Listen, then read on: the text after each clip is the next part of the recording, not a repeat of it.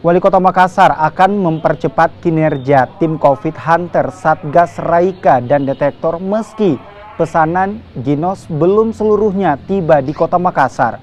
Dani Pumanto juga akan membuat surat edaran terkait pengetatan izin keramaian atau izin acara.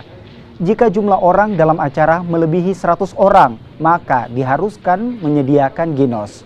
Tim COVID Hunter di setiap kecamatan juga akan ditugaskan untuk memperbanyak testing, tracking, dan treatment jika ditemukan kasus COVID-19 di daerah mereka. Angka efektif reproduction number virus corona di Makassar melonjak sejak beberapa minggu terakhir. Klaster apartemen disinyalir menjadi salah satu penyebab naiknya jumlah reproduction number.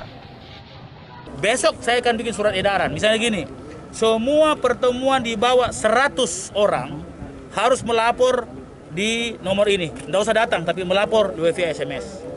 Lapor sampai pertanggung jawabnya semua.